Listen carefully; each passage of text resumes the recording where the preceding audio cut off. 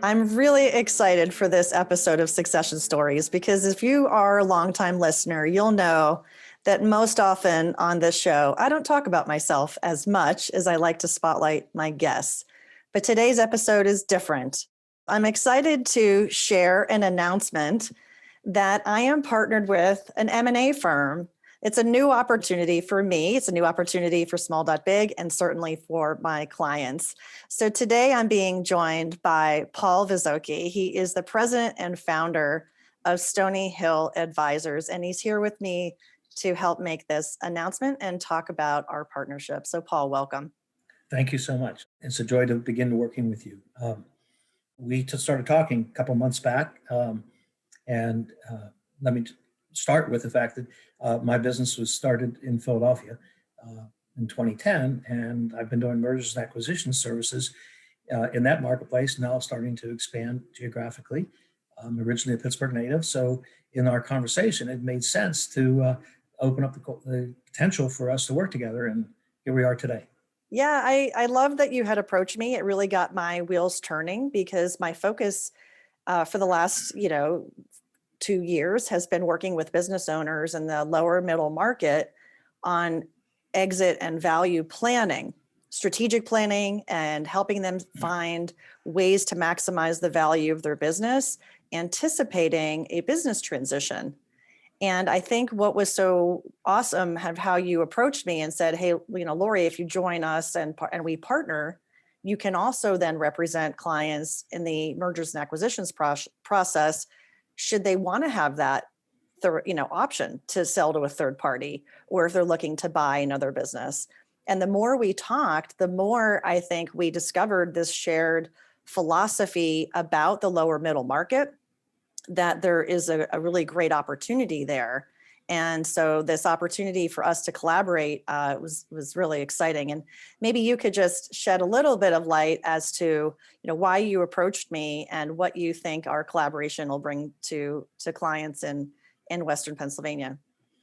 Well, the connection that we're both certified value builders, we both have the same viewpoint of business owners in the lower middle market, roughly 5 million in revenue to 50 million in revenue. They need some direction in order to exit their business at some point in the future and access the wealth they've created. And given that I'm in the same thought process, but I've taken it further and I actually provide the transaction services to help them make that change. And I thought you would be a perfect fit to also do that because it really supplements what you're already doing.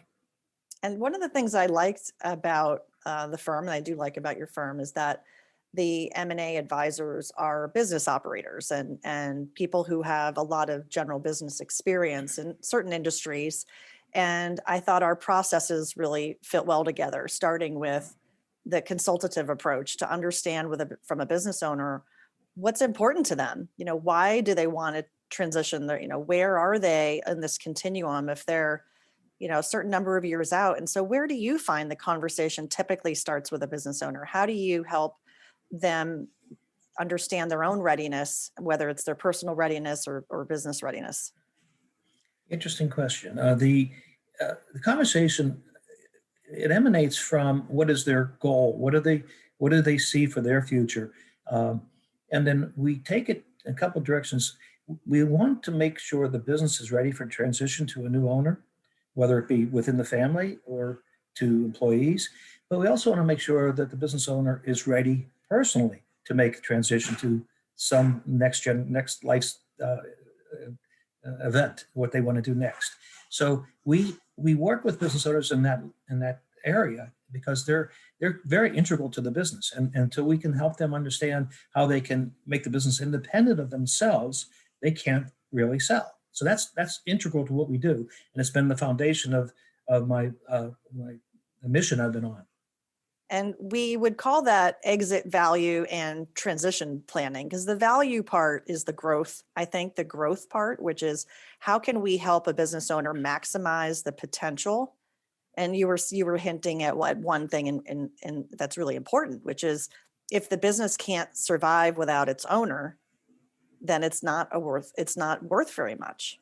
Yes, it is. Well, certainly not worth very much to the next person. That's right.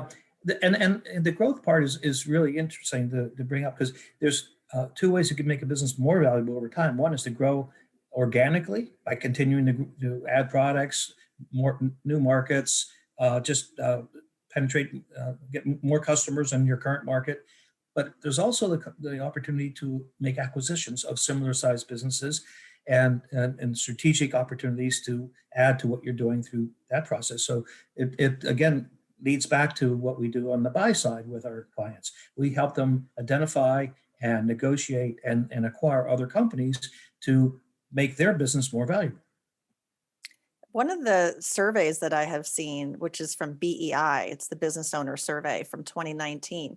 One of the questions is, what's standing in the way of your exit?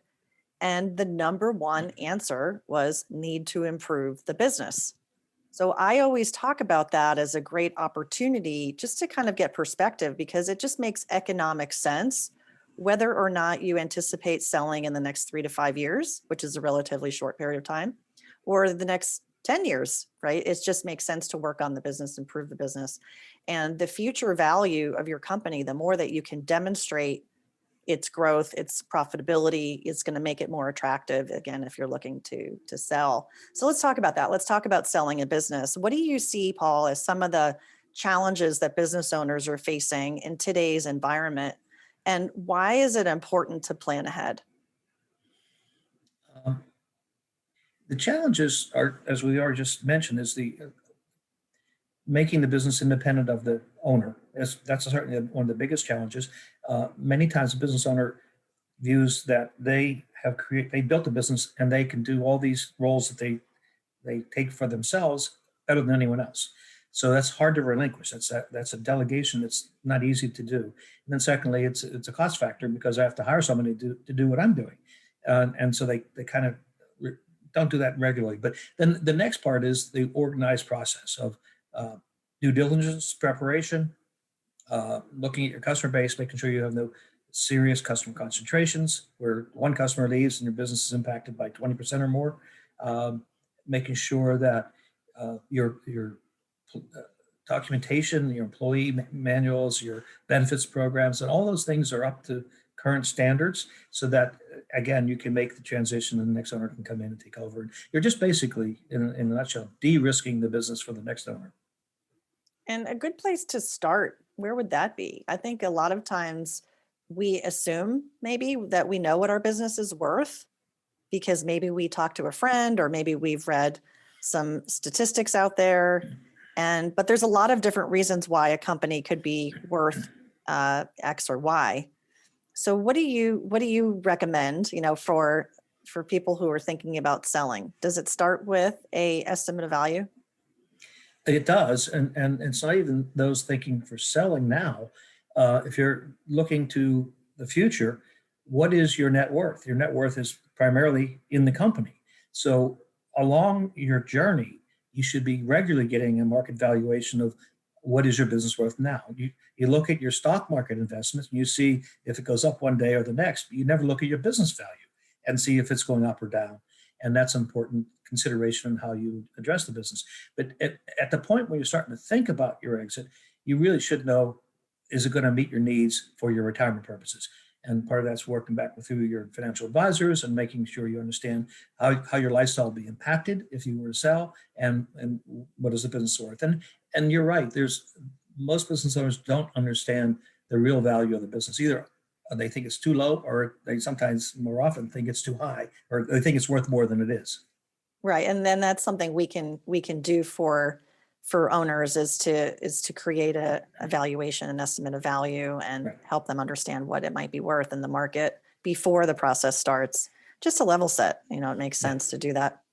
So for companies that are wanting to grow beyond organic growth, that they're thinking about acquiring businesses, and I've had quite a few folks on my show who have talked about acquisitions they've done, and they're in the same sort of space, right, at this lower middle market, and it's a roll-up strategy in the services industry.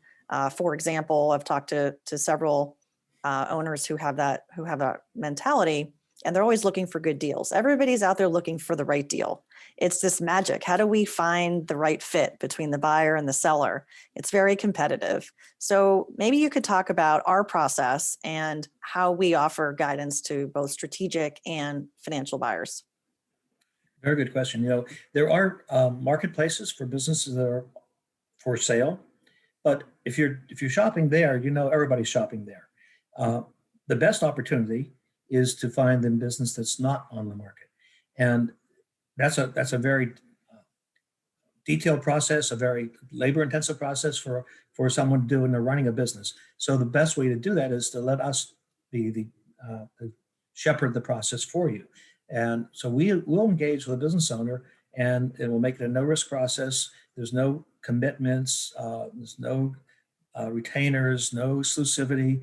They just tell us what they're looking for. And in our daily process of talking with business owners, looking whether they're ready to sell, whatever, we'll identify for them, here's an opportunity. And so that's a service we help them in the exit value process. We're building their value by helping them find these acquisitions. So Paul, I'm excited to be part of Stony Hill Advisors and representing the firm in Western Pennsylvania. And I certainly hope that people listening are going to want to learn more. If you're listening and you want to learn more about us and what we are doing, you certainly can reach out to Paul, or you can reach out to me. So Paul, do you want to share what is the best way to find you online? Well, our company's website is www.stonyhilladvisors.com, and Stony is Stony, no E. Sometimes people will call me and say, I sent you an email, did you get it? And I say, no, how do you spell Stony Hill? And they always have an E in it. No E. We'll have to remember that. And certainly to find me, smalldotbig.com is my website. And we'll put those in the show links as always. And so last question for you, Paul, is if you have a favorite quote to share. Yeah, I do. It's interesting. This is attributed to Benjamin Franklin, and it applies to what we do. He's quoted as saying, failing to plan is planning to fail. That's a great quote for what we do. Paul, I am so thrilled that we're going to be working together. I'm thrilled for the value we're going to help bring to business owners and entrepreneurs in this area. And thanks so much for coming on the show and doing this announcement with me. It's my pleasure, and I welcome you to work with us, and we're looking for big things.